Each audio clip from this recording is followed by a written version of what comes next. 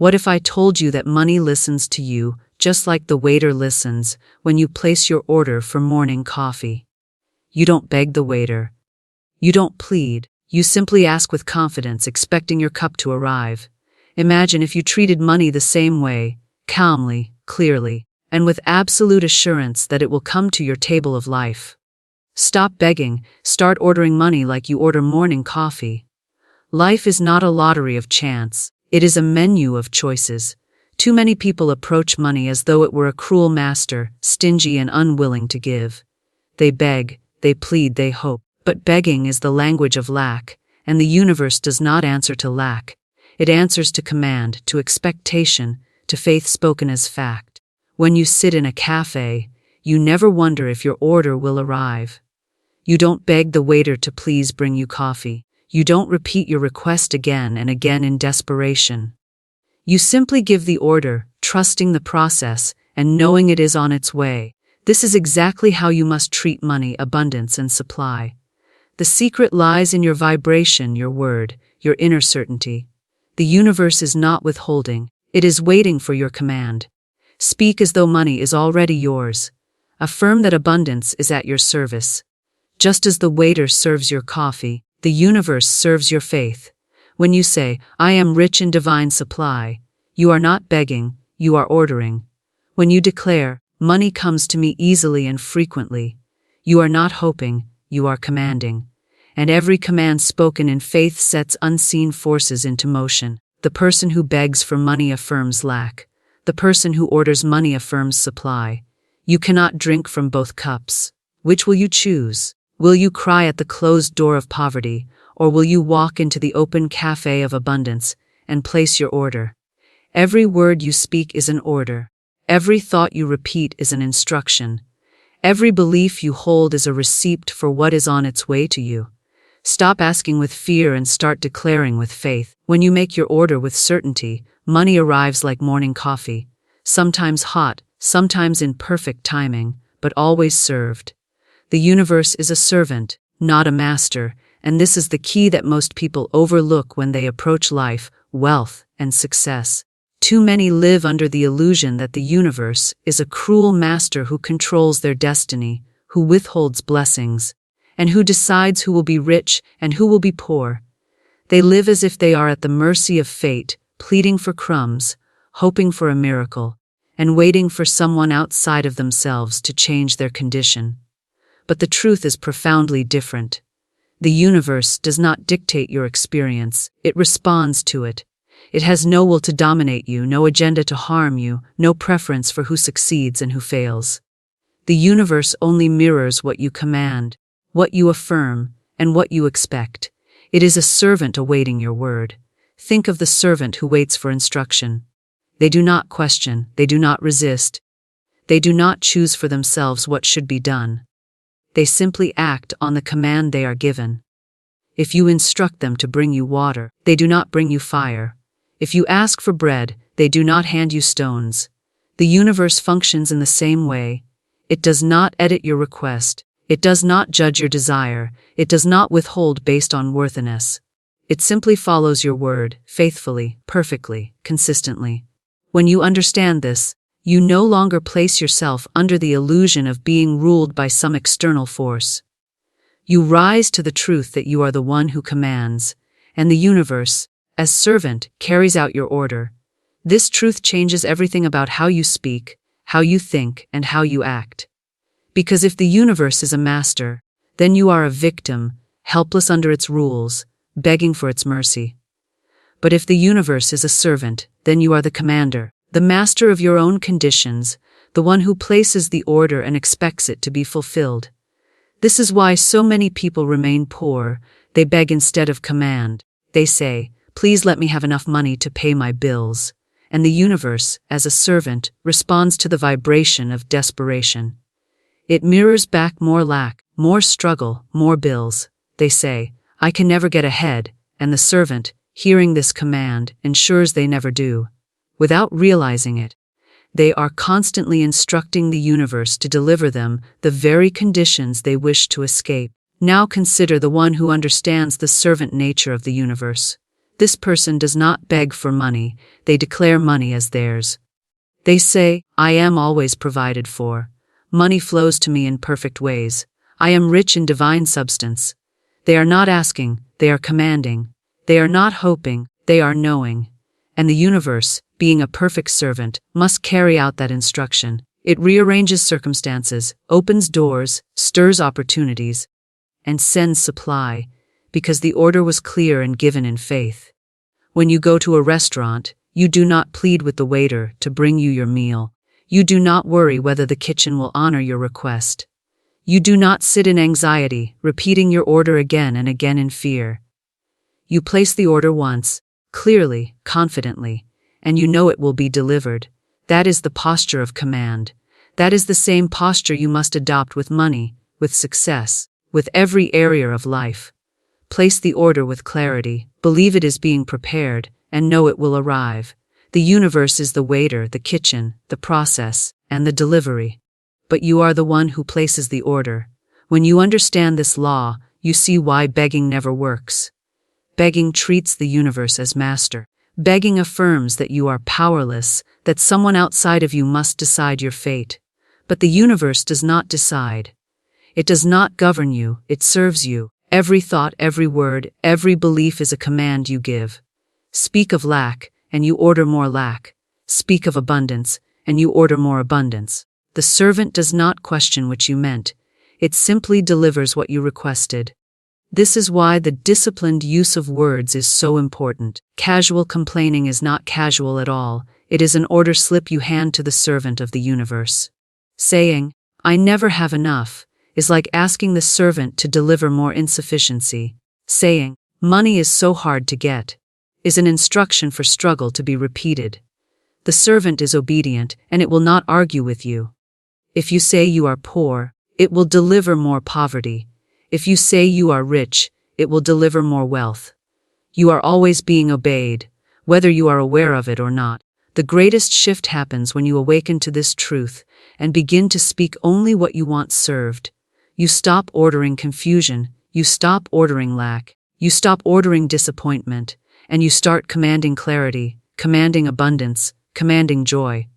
You stop placing orders unconsciously through fear, and you start placing orders consciously through faith. And as you persist, you begin to see how obedient the universe really is.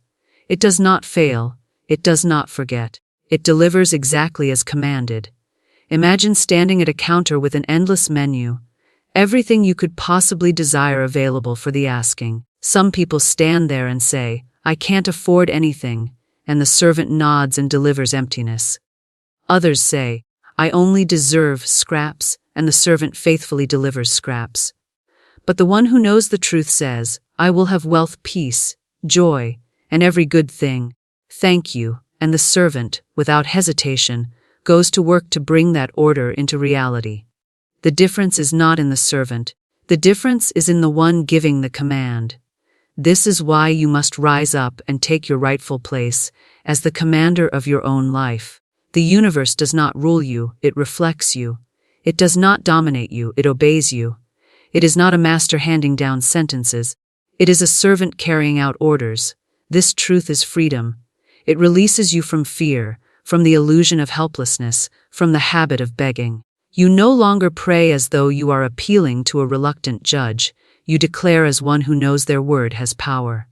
You no longer affirm lack, you affirm supply. You no longer live under the whip of fate.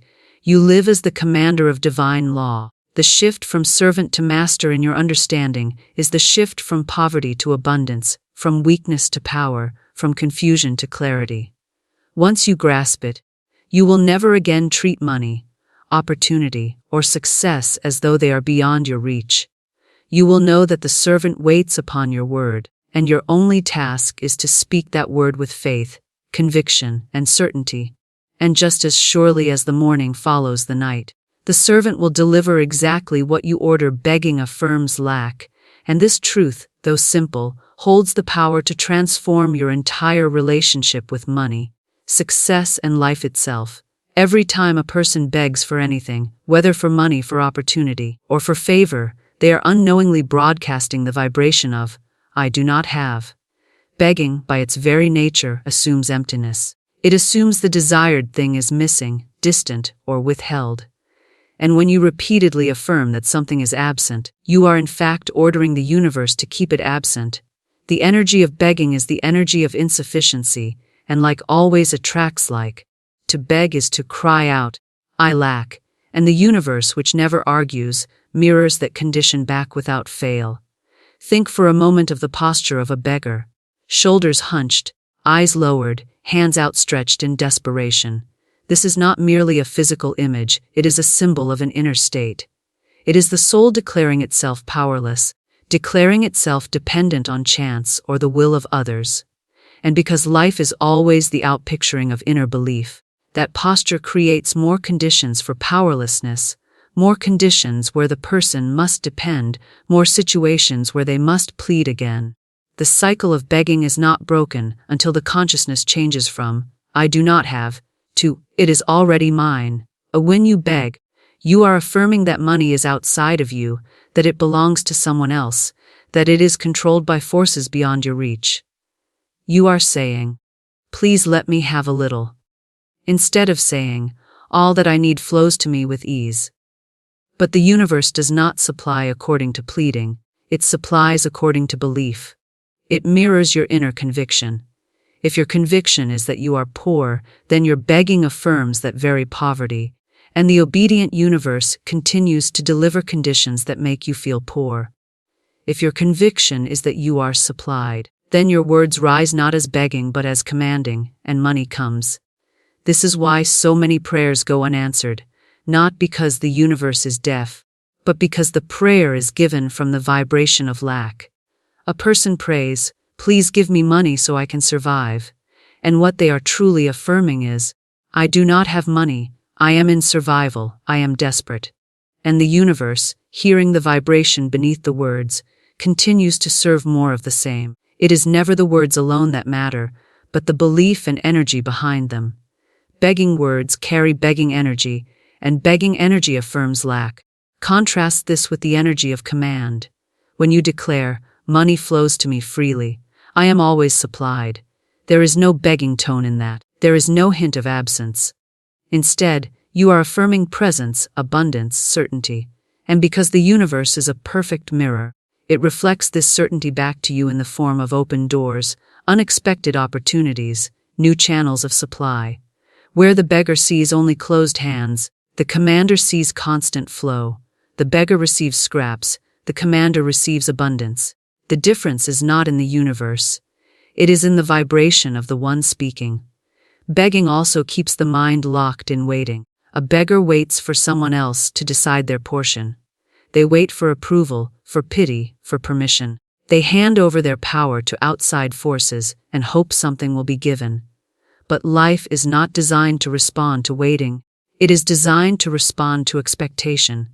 The one who expects supply does not wait. They know it is theirs already, and they act accordingly. They walk with assurance, they speak with clarity, they move as if supplied. And life, obeying this vibration, aligns itself to meet that expectation. Another subtle danger of begging is that it shrinks your self-image. To beg is to lower yourself in your own eyes. It is to agree with the lie that you are small, powerless, and without claim to abundance. And once you believe yourself small, life becomes small. The outer world can never outgrow the inner picture. If you see yourself as a beggar, your life conditions must match that view. If you see yourself as a rightful heir to supply, your life conditions must rise to that level. To beg, then, is not only to affirm lack of money. It is to affirm lack of worth, lack of power, lack of rightful dominion.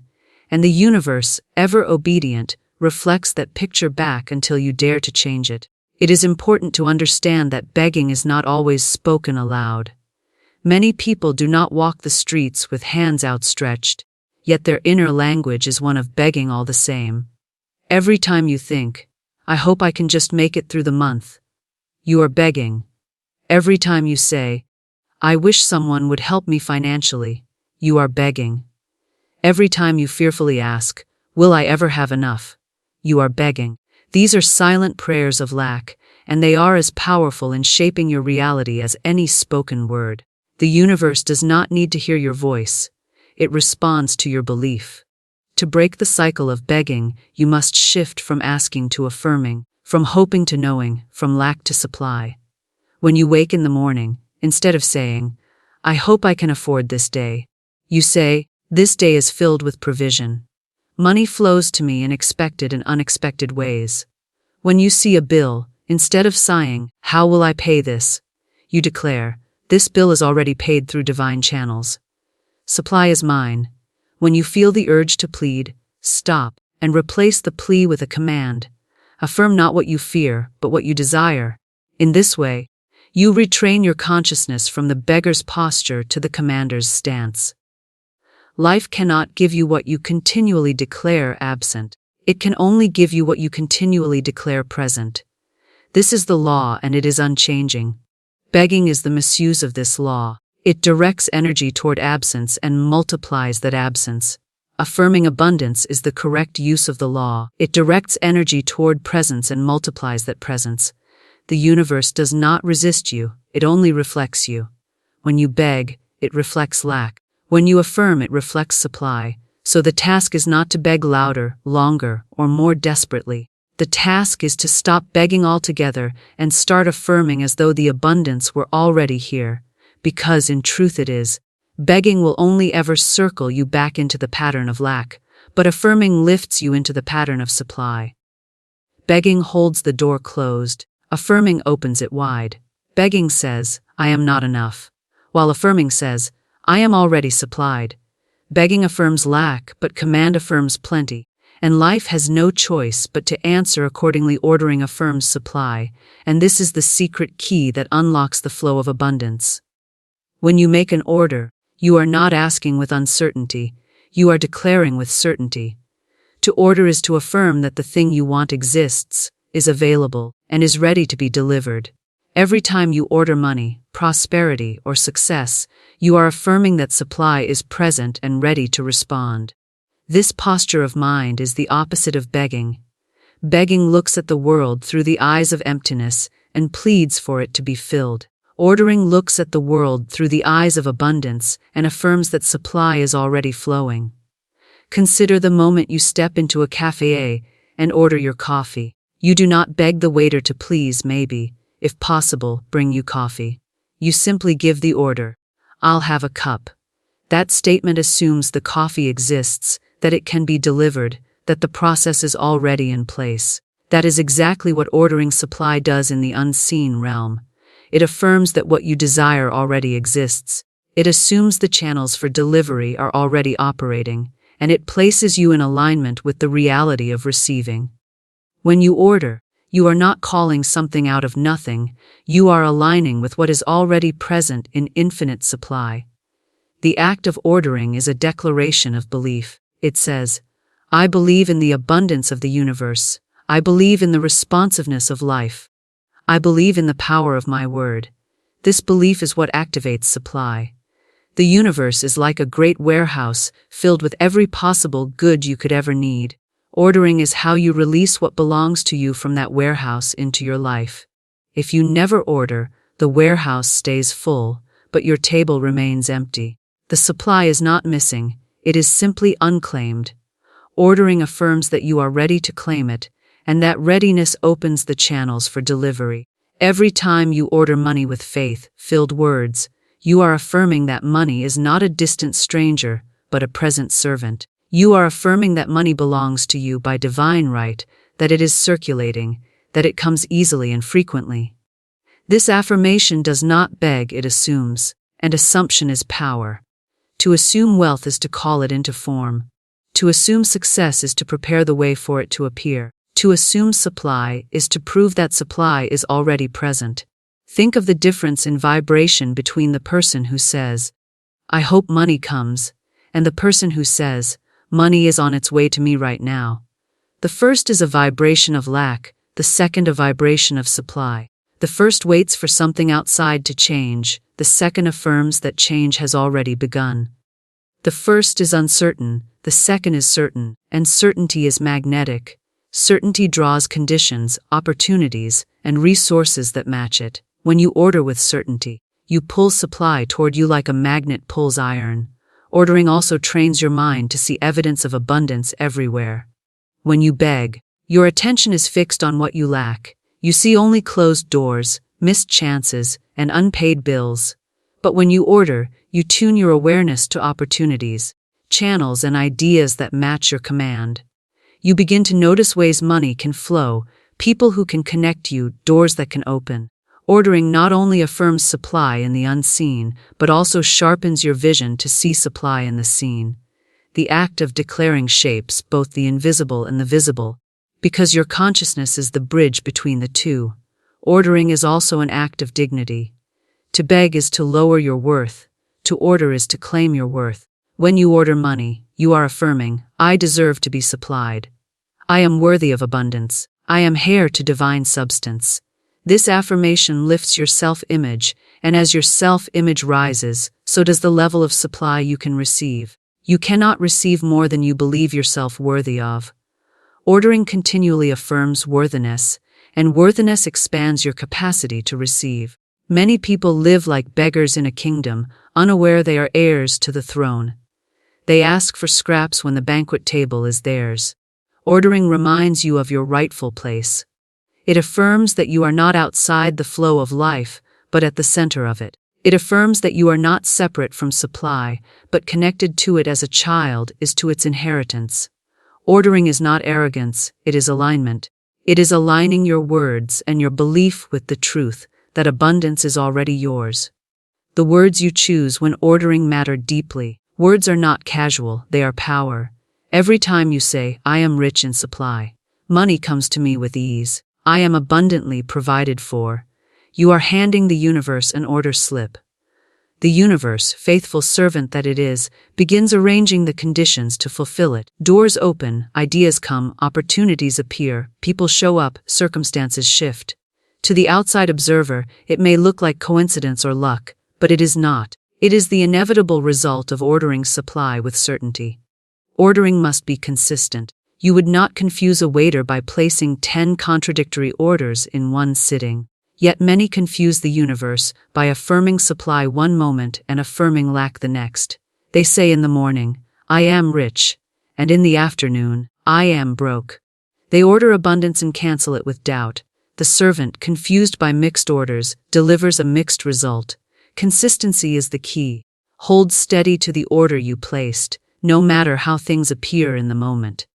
Trust that the kitchen of the universe is preparing your request, even if you cannot yet smell it or see it. Ordering also requires expectancy. When you place an order for coffee, you do not keep running to the kitchen to check if it is being made. You trust the process.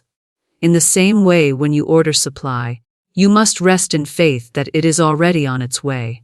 Worrying, doubting, and second guessing is like snatching back your order slip and tearing it up. Faith holds the order steady. Faith affirms that what you asked for is already yours, and this unwavering posture is what ensures its delivery. To order is to affirm is to create, and to create is to experience. This is the progression of all abundance. Begging halts this process at the very beginning, because it never affirms supply, it only affirms absence.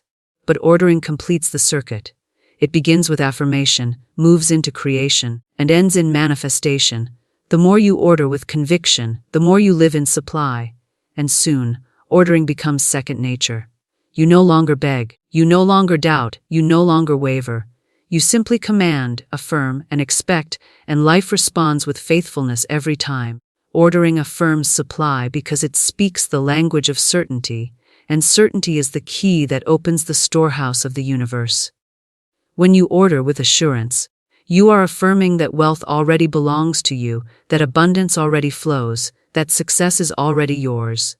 And in affirming, you align yourself with the law of supply, which cannot fail, and which must deliver according to the word you have spoken. Faith is the currency, and without it no transaction of abundance can take place.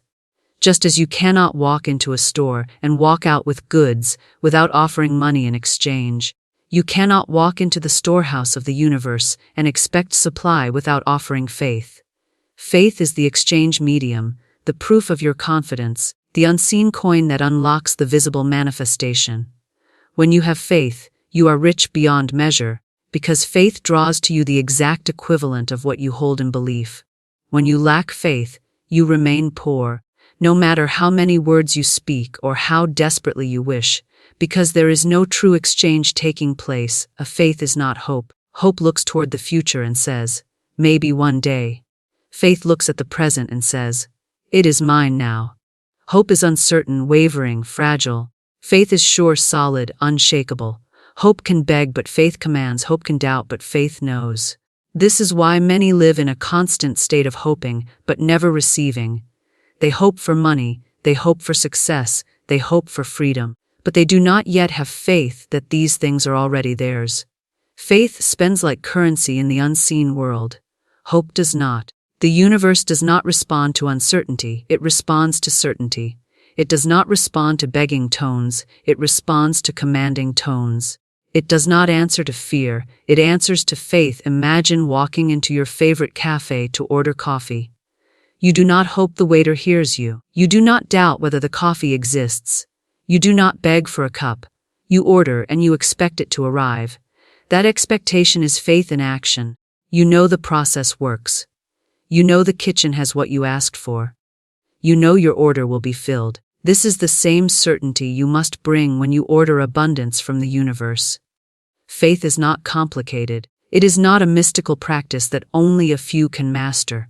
It is as simple as expecting your order to arrive, as natural as trusting that morning follows night, as straightforward as breathing.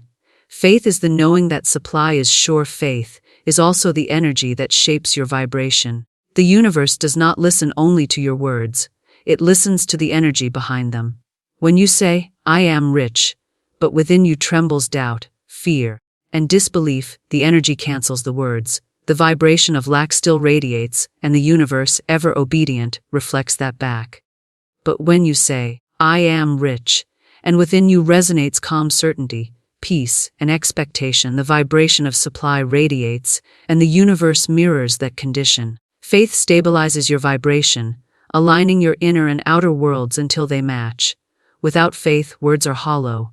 With faith, words are creative power. Faith must be exercised like a muscle. Just as physical muscles grow strong with repeated use, faith grows strong with repeated practice. Each time you declare abundance and refuse to waver in the face of appearances, your faith grows. Each time you see evidence of supply flowing in response to your affirmation, your faith deepens. Each time you choose to trust rather than doubt, to affirm rather than complain, to command rather than beg, your faith expands. And as your faith expands, so does your experience of abundance. Because faith is the very currency that purchases supply from the unseen into the seen, it is also vital to understand that faith operates in the unseen long before it shows in the seen. When you place an order at a cafe, the coffee does not appear instantly on your table. There is a process. The beans are ground, the water is boiled, the drink is prepared. You do not panic in those few minutes of waiting. You know your order is being fulfilled. Faith operates the same way.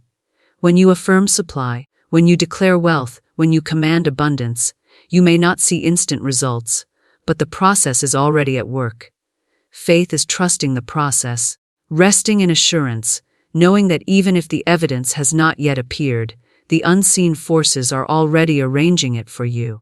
To doubt during the process is like canceling the order before it arrives. To remain in faith is to guarantee its delivery. Faith also frees you from the tyranny of appearances. Many look only at what their eyes show and allow fear to dominate them. They see an empty wallet, and they conclude there is no money. They see an overdue bill, and they declare lack. But faith does not consult appearances. Faith declares truth in spite of appearances. Faith says, this bill is already paid through divine channels. This wallet is already filled with supply. This condition is temporary, but my supply is eternal. Faith speaks the language of the unseen, and because the unseen is the source of all that is seen, faith creates new appearances to match its declaration. The one who walks by faith does not tremble at temporary appearances because they know appearances shift, but the law of supply does not. Faith is the currency, and it must be spent. Just as hoarded money does nothing until it is circulated, dormant faith produces nothing until it is spoken and acted upon. To say, I believe, but never declare, never affirm, never expect, is like holding coins in your pocket and never making a purchase. Faith must be put into circulation. You must speak it, think it, act on it. You must declare, I am rich in supply, even when appearances say otherwise. You must act as though provision is certain, even when the outer picture has not yet shifted. Each declaration, each action, each thought is spending faith as currency, and each expenditure draws supply into manifestation. Some may ask, what if I do not have strong faith yet? The answer is simple: begin with what you have and use it. Even a mustard seed of faith, small and fragile, can move mountains when put into circulation. Each time you speak words of abundance, each time you reject thoughts of lack, each time you expect supply instead of fearing shortage, your faith strengthens. Faith grows by use. It multiplies in the very act of being spent. Do not wait until you feel strong to begin. Begin now, and strength will follow. The universe does not require perfect faith, it requires active faith. Use what you have, and more will be given. Faith is also contagious. When you stand in unwavering faith, others around you feel it. Your certainty influences their energy, your confidence inspires their belief, your testimony strengthens their own. Just as lack can spread through complaining and fear, faith can spread through affirmations and demonstration. When you live in faith, you become a living example of abundance, and others learn from your vibration how to align with supply. This creates a ripple effect, where faith not only draws abundance to you but also multiplies abundance around you. Faith is the invisible coin that opens every door. It buys opportunity, it buys provision, it buys freedom. Not because faith manipulates life, but because faith aligns with the truth that life is already abundant. The universe is a servant waiting to deliver, but the order must be paid for, and the payment is faith. Each time you stand in faith, you affirm supply. Each time you declare in faith, you release supply. Each time you act in faith, you manifest supply. Without faith, the order remains unclaimed. With faith, the order is delivered in perfect timing and in perfect ways. Faith is the only currency that never loses value, never runs out, never fails to bring return. Because it is the eternal law of belief translated into form, every word is an order slip. And this is the most overlooked truth in the operation of abundance. Words are not empty sounds carried into the air and lost. Words are living seeds, creative forces, carriers of vibration that imprint themselves upon the invisible substance of the universe. Each time you speak, you are writing an order to the servant of life, and that order will be fulfilled according to the tone, the conviction, and the energy behind it. Too many treat words carelessly, as though they carry no weight, but in truth every casual complaint, every doubtful phrase, every fearful declaration is an order being placed. The universe does not sort between words you meant and words you did not mean. It receives every word as law, every phrase as instruction, every declaration as an order slip it must obey. When you say, I am broke, you are handing the universe an order for more lack. When you say, I can never get ahead, you are submitting a request for struggle. When you say, money always slips through my fingers, you are signing a command for loss and instability. These words may feel like harmless expressions of frustration, but they are not harmless. They are potent commands. The obedient servant of the universe does not judge whether you are joking, venting, or serious. It simply hears the order and fulfills it. The outer conditions of your life are nothing more than the receipts for the words you have spoken in the past. Every word carries energy, and energy attracts its likeness. Words of lack carry the energy of absence, and absence multiplies. Words of abundance carry the energy of presence, and presence multiplies. This is why disciplined speech is so critical. To guard your tongue is to guard your life. To watch your words is to watch your destiny. Each time you speak abundance, you are placing an order for more abundance. Each time you speak faith, you are placing an order for more evidence of faith. Each time you speak certainty, you are commanding the universe to mirror certainty in your affairs. Think of a restaurant again. If you hand the waiter a slip of paper that says burnt toast, you cannot be surprised when burnt toast arrives. If you scribble cold soup on the order pad, the kitchen does not refuse it. It prepares exactly what you requested. Life works the same way. When you speak in terms of lack, failure, and defeat, you are placing orders for those very experiences. And life, faithful servant that it is, delivers exactly what you asked for. If you dislike what you are being served, the answer is not to curse the kitchen, but to change the order you are placing. This truth also explains why people often remain stuck in cycles. They keep placing the same order with their words, so they keep receiving the same outcome. They say day after day, I can't afford this, I can't afford that, and life continues to bring them situations where they cannot afford. They say, I never catch a break, and life continues to deny them opportunities. They say, nothing ever works out for me, and the servant of the universe, obeying without hesitation, ensures things continue to fall apart. These cycles are not curses, they are the natural fulfillment of repeated orders. Break the cycle by changing the order slip. Stop speaking words of lack and start speaking words of supply.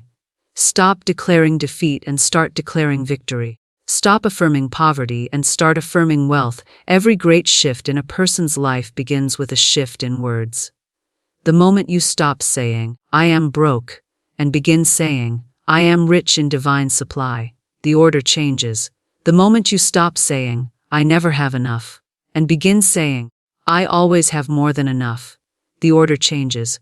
The moment you stop saying, money is hard to come by, and begin saying, money flows easily and frequently, the order changes. And when the order changes, the delivery must change, because the universe cannot deliver an old meal to a new order slip. Words are also magnified by repetition. The more often you speak a phrase, the more deeply it imprints upon your subconscious, and the more firmly it directs the universe to fulfill it. Repeated words become beliefs, and beliefs are the strongest orders you can place. This is why affirmations are powerful. They are repeated order slips written into the mind until the mind itself accepts them as law. Once accepted, the universe responds automatically, because the subconscious is the link between your spoken word and the outer world. If you fill your subconscious with affirmations of supply, you are filling the order pad with abundance, and life cannot help but deliver. But just as affirmations of abundance create abundance, affirmations of lack create lack. Many people affirm unconsciously every day. They repeat, I'm so tired of being broke, or I can't make it, or life is hard, until these words form the bedrock of their subconscious beliefs. The universe, receiving these repeated orders, has no choice but to deliver matching experiences. The person wonders why life never changes, unaware that they are the ones continually signing the same order slip with their words. The universe is blameless. The servant is faithful. It is the master who must learn to command correctly. This truth should not frighten you. It should empower you. If words have created conditions of lack, then words can also create conditions of abundance. If careless speech has ordered poverty, then deliberate speech can order wealth. If negative affirmations have bound you, then positive affirmations can free you. The power has always been in your mouth, waiting for you to use it consciously instead of unconsciously. Every word is an order slip, and you can choose what you are ordering at any moment. You are not trapped by yesterday's orders. You can begin a new order today. Consider the power of a single phrase spoken with conviction. I am supplied. That phrase alone carries the energy of abundance.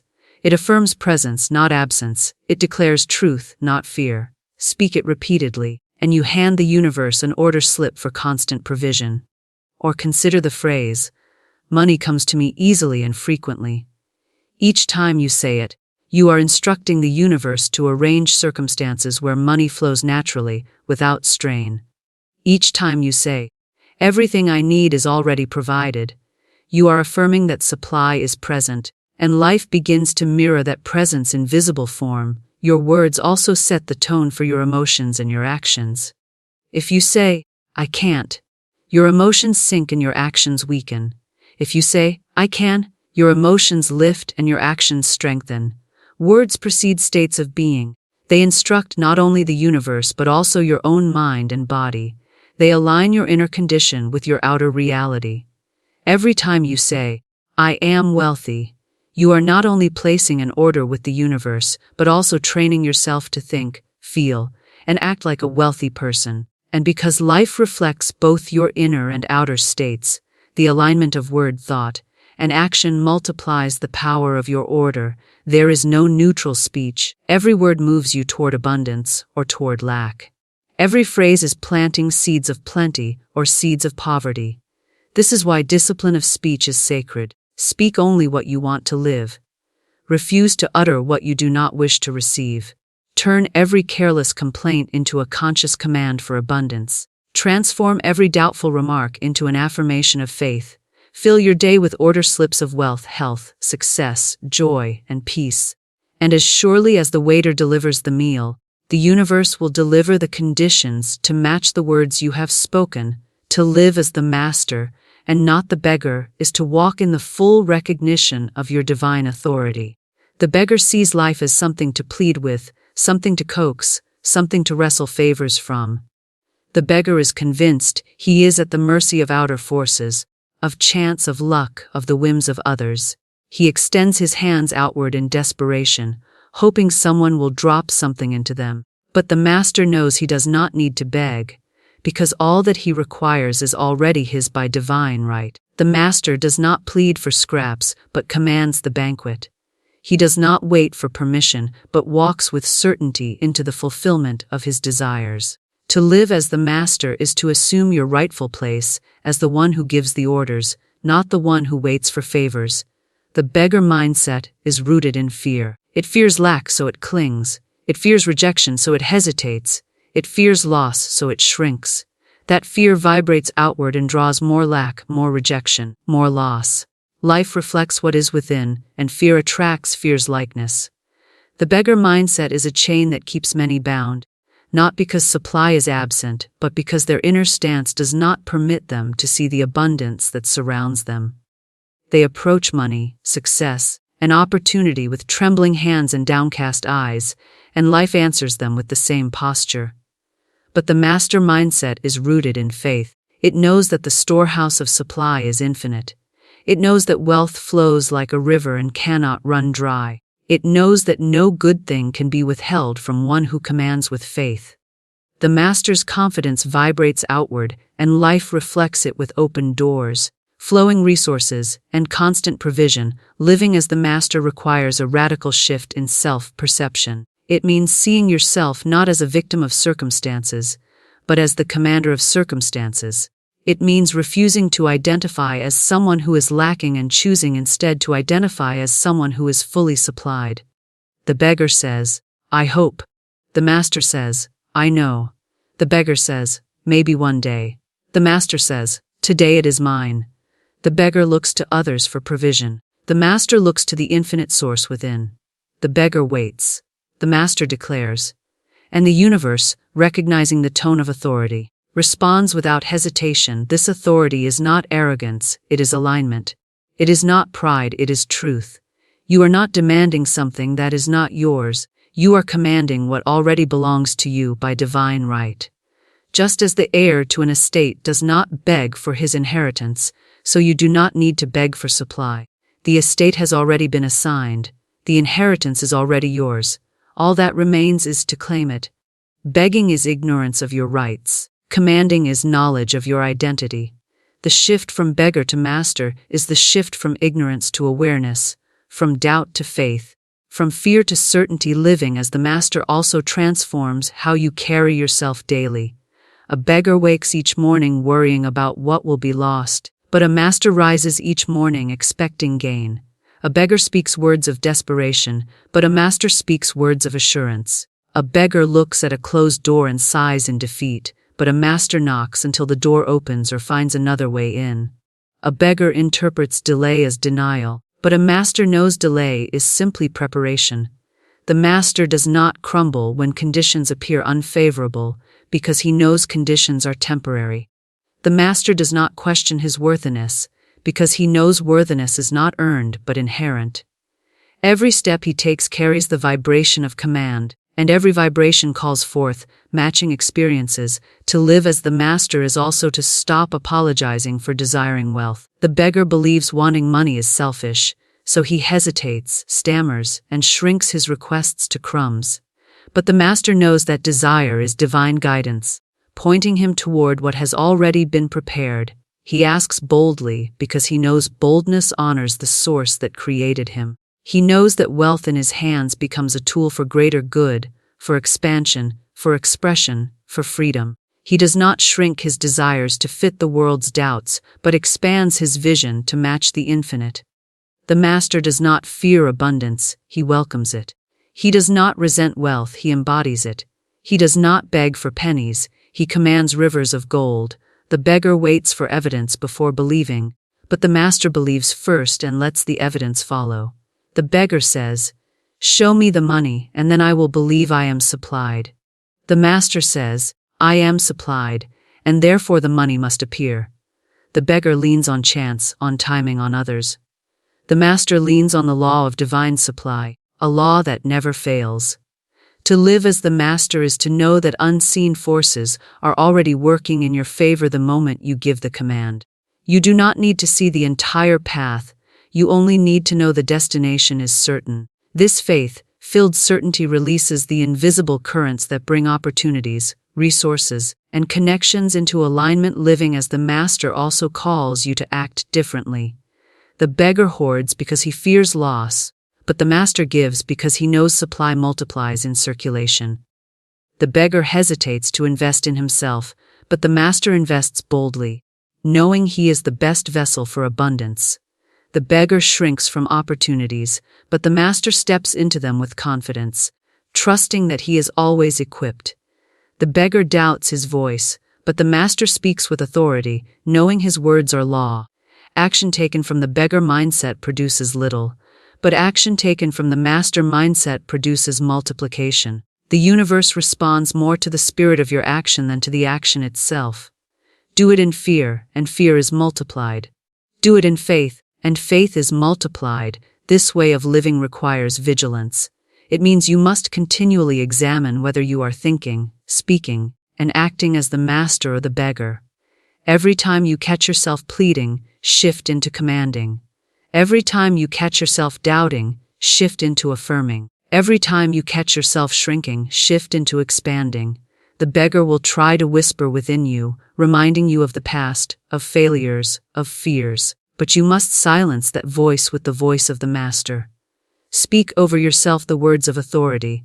I am supplied, I am wealthy, I am the master of my destiny. The more consistently you choose the master's stance, the more quickly life reorganizes itself to mirror it. Living as the master is not about force, it is about alignment with divine order. You do not have to strain to make things happen. You do not have to wrestle life into compliance. You simply have to recognize that life is already compliant to the voice of faith. You give the order with clarity and conviction, and then you walk as though the order is already fulfilled. You carry yourself as though supply is already in your hands, because in truth, it is. You no longer watch the mailbox anxiously, you know provision is assured. You no longer beg others for opportunities, you know doors are already opening. You no longer diminish your words with doubt, you speak as one whose voice carries the authority of truth. And when you begin to live this way, you notice how life bends toward you. Circumstances rearrange themselves in your favor. Resources flow with ease. People appear at the right moment. Opportunities present themselves in perfect timing. It may look to others like luck, but you know it is law. It may look to others like coincidence, but you know it is command. You have stopped living as the beggar and begun living as the master, and life has no choice but to reflect the stance you have taken.